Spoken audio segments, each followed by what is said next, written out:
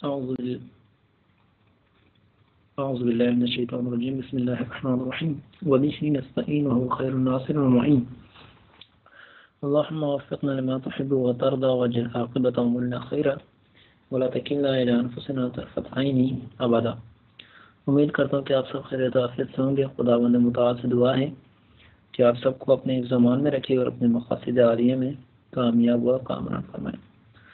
اور گفتگو ہماری جو ہے وہ یہاں تک پہنچی کہ حیوان کی سطح آگاہی میں 4 قیودات ہیں. وہ قیودات بیان کر لیں اور انسان کا بھی ان قیودات سے آگے جانے کے بارے میں بھی عرض کر دیا اور کچھ یہ بھی بیان کر دیا ہے کہ پہلی اور دوسری آگاہی کے کیا اثرات ہیں. ابھی عمومی اور کلیت میں بھی جو مطلب جزئی سے لے کر جو ہے وہ انفرادیت سے اجتماعی اور جزئی سے کلی کا بھی جو ہے فرق ہے. جزئی سے کلی کی طرف جو انسان آیا ہے اس کا نتیجہ یہ ہو گیا کہ انسان فارمولے جو انسان نے دریافت کیے دنیا بھر کے فارمولے جسے آپ کہتے ہیں وہ فارمولے کیا ہیں؟ کلی چیزیں. یعنی انسان نے انتباہ کیا کہ یار اگر ہم 2 + 2 4 ہوتا ہے. جس چیز کو بھی 2 سے 2 میں لے آئیں گے آپ وہ 4 بنے گا. 2 سیب اور 2 سیب جمع کریں گے 4 سیب بنیں گے. ٹھیک ہے.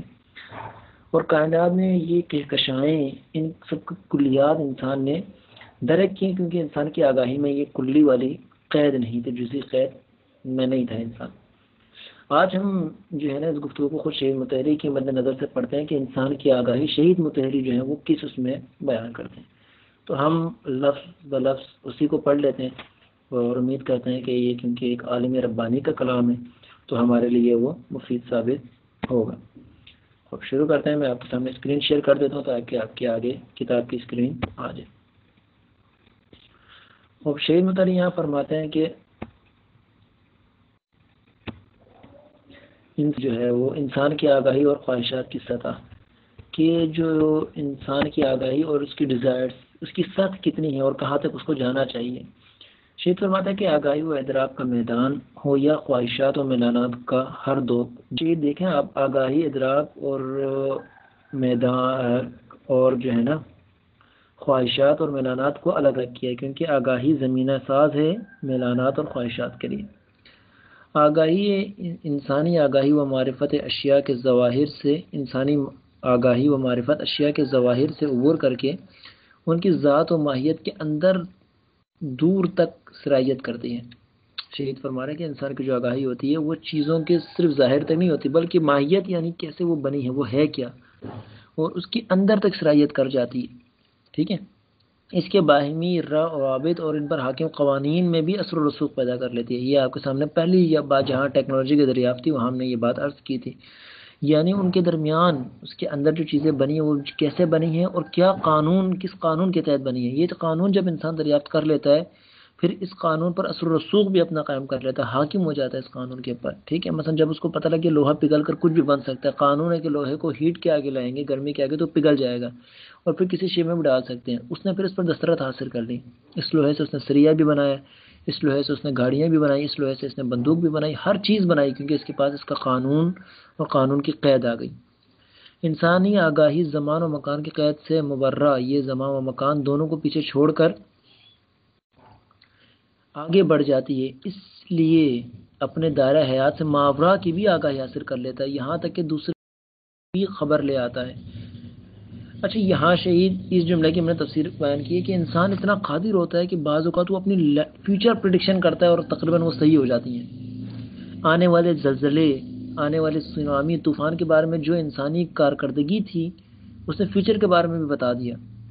ٹھیک ہے کہ یہ ہوگا اور گزشتہ ماضی کو دیکھا اس نے اور ماضی میں بھی ان چیزوں کو جس کو اس نے کبھی دیکھا ہی نہیں تھا ان کے بارے میں بھی تحقیق کر کے بیان کر دیا کہ ان کے ساتھ کیا ہوا ہے ان قوموں کے ساتھ جو تباہ ہوئی ہیں اور کیوں یہ قومیں تباہ ہوئی ہیں.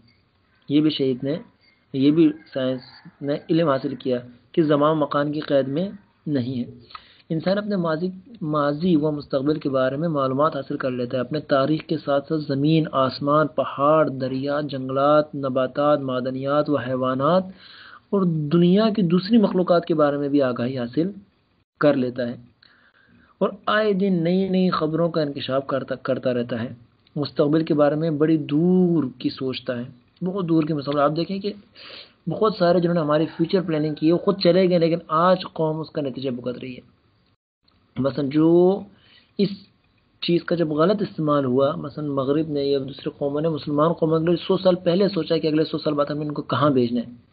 اگر ہم مسلمان ایز اے مسلم ہم اگر اپنی 100 سالہ پلاننگ کرتے ہیں تو شاید آج ہم کہیں اور ہوتے ہیں. ہماری تمام ناکامیوں کی وجہ کیا ہے؟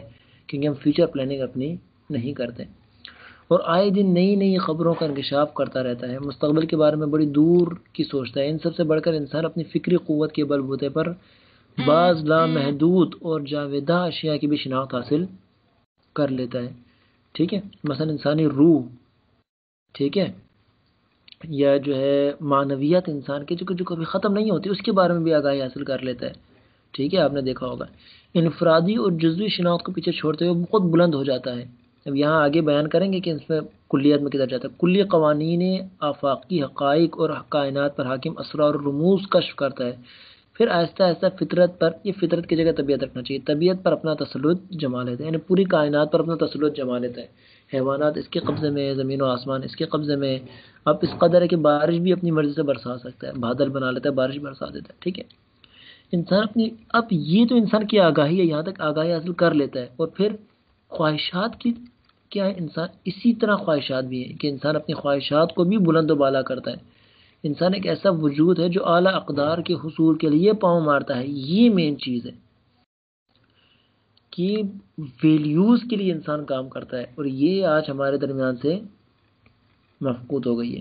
یعنی آج اگر ہم نہیں کر رہے کوئی کام تو وہ یہ ہے کہ ہم ویلیوز اور اقدار کی خاطر کام نہیں کر رہے، جبکہ انسان کی بنیادی خواہشات، سب سے پہلے ڈیزائرز کیا ہونی چاہیے تھی حیوانات سے الگ ہونے کے لیے؟ اپنی ویلیوز کے لیے کھڑا ہو جاتا، اپنے اقدار کے لیے کھڑا ہو جاتا. اقدار اور عقائد میں اتنا مضبوط ہوتا ہے کہ یہ اپنی جان دے دیتا، لیکن اپنے اقدار اور اپنے عقائد سے سمجھوتا نہ کرتا. لیکن آج اس کی بالکل اپوزٹ ہے، پیسے کے عوض کچھ بھی کر جاتے ہیں.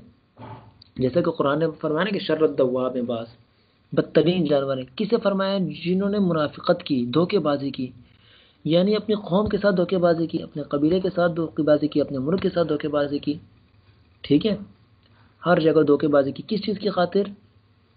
پیسے کی خاطر. یعنی ان کی زندگی میں اقدار سے بڑھ کر پیسہ آ گیا، اپنی زندگی کے عقائد و ویلیوز سے بڑھ کر پیسہ آ گیا. ٹھیک ہے، اور پوری قوم بیچ دی. جیسے علامہ اقبال کی بقول کہ قوم عزت سب کچھ بیچ دیا. اور کتنا سستا بیچا، قومی فروختن و اچھی ارزاں فروختن، کہ قوم بیچ دی اور کتنی جو ہے نا وہ سستی بیچ دی. کشمیر کا جب سودا ہوا تھا تب یہ علامہ اقبال کا شعر تھا. ویلیوز کی خاطر انسان اپنی زندگی کا سودا کر لیتا ہے، بعض کا زندگی دے دیتا ہے لیکن ویلیوز پر سمجھوتا نہیں کرتا، اقدار پر سمجھوتا نہیں کرتا، اور آخر کار اپنے خاندان اور اپنے سب پورے ملک کو بعض اوقات قربان کر دیتا ہے لیکن اپنے اقدار کی حفاظت کرتا ہے. یہ اصل میں انسان تھا.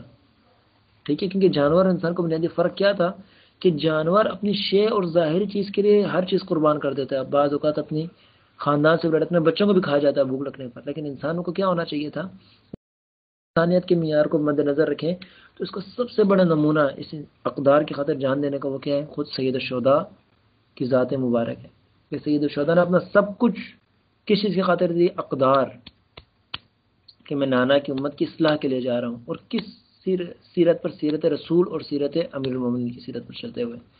یعنی میں جان دے دوں گا لیکن اقدار پر سودا نہیں کروں گا، ویلیوز پر سودا نہیں کروں گا. یہ اصل میں انسانیت کا معراج ہے. سید الشہداء ایک مفسر نے ایران میں لکھی ہے کتاب عقل سرخ. عقل سرخ یعنی یہ اصل عقل ہے. ٹھیک ہے، عقل دنیا بھی ہے، بے خطر کود پڑا آتش نمرود میں، عشق عقل ہے محو تماشا لبے بھام ابھی. یہ علامہ نے اس عقل کے بارے میں کہا کہ یہ سود و زیاں کے چکر میں جو پڑتی ہے. ٹھیک ہے، کہ یہ سود و زیاں دیکھتی رہتی ہے. ٹھیک ہے، لیکن عشق یا عقل حقیقی کیا ہے کہ جو انسان کو انسانیت تک لے جائے، انسان کو انسانی اقدار اور ویلیوز کی خاطر اس بات پر آمادہ کرے کہ تم سب کچھ دے دو لیکن اپنے ویلیوز اور اقدار پر سمجھوتا تم نے نہیں کرنا. یہ بتائے انسان کو، یہ اصل جو ہے نا وہ عقل انسانی ہے. اور اس کا سب سے برجستہ نمونہ سید الشہداء کی ذات ہے کہ جنہوں نے کہا کہ ذلت قبول نہیں ہے، سر کٹ سکتا ہے جھک نہیں سکتا. یہ اصل میں کیا ہے؟ یہ اس انسانیت کی اصل معراج ہے کہ انسان اس قدر عقیدہ پرست ہے. اچھا ہم یہاں پہنچے تھے کہ ایسے عقائد کی تلاش میں رہتا ہے جو مادے کا پابند نہ ہو، اس طرح کے اس کے عقائد اور مفاد پرستی کی علائشوں سے کیا ہوں، پاک ہوں. ایسے جذبے بیوی بچوں اور ذاتیات میں ہی نہیں کھو جاتے بلکہ خاص عمومیت رکھتے ہیں اور تمام بشریت پر سایہ فگن ہوتے ہیں، کسی خاص زمانے مکان یا کسی خاص مکان و علاقے تک محدود نہیں ہوتے. اب جب آپ یہ جو آگاہی کا میدان آپ پڑھیں گے تب آپ کو سمجھ میں آئے گا کہ تمام انبیاء کی زندگی اصل میں اگر عقلی معیاروں پر تولی جائے تو تمام انبیاء کی زندگی اصل میں حقیقی انسانی زندگی ہے، اور جو اس سے ہٹ کے گزار رہا ہے وہ انسانی زندگی میں شامل نہیں ہے. کیونکہ خاندان سے بڑھ کر عقیدے کی تلاش، ایک ایسے عقیدے کی تلاش، ایک ایسے نظریے کی تلاش جو خاندان اور مادے سے بڑھ کر ہو. کون ہمیں اس راستے میں سب سے زیادہ فہرست نظر آتا ہے، آگے نظر آتا ہے؟ انبیاء کرام کی زندگی، رسول اللہ کی زندگی، اور پھر انبیاء کے بعد ان کے اوصیاء کی زندگی. اس وقت علماء کو بھی کہا گیا کہ آپ اس زندگی پر چلیں، یعنی ہر چیز کا دار و مدار کیا ہو جائے، جو ماورا ہے مادے سے ان چیزوں کی حقائق، ٹھیک، ان کی طرف، مادے کی طرف نہ ہو. اور اپنے بیوی بچے سب کو بعض اوقات انسان قربان کر لیتا ہے اور لامحدود حقائق تک پہنچ جاتا ہے. تو انشاءاللہ امید کرتا ہوں کہ آپ کو درس سمجھ میں آیا ہوگا. اور اس کے بعد جو شہید اگلا جو ہے درس میں وہ انسانیت، ٹھیک ہے، کے بارے میں کہ انسانی علم و ایمان، علم و آگاہی اور علم اور ایمان میں کیا فرق ہے، وہاں شہید ڈسکس کریں گے. اور علم کے شہید اپنی ایک ڈیفینیشن کریں گے جو انشاءاللہ ہم نیکسٹ لیکچر میں پڑھیں گے. امید کرتا ہوں کہ آپ سب کو سمجھ میں آیا ہوگا.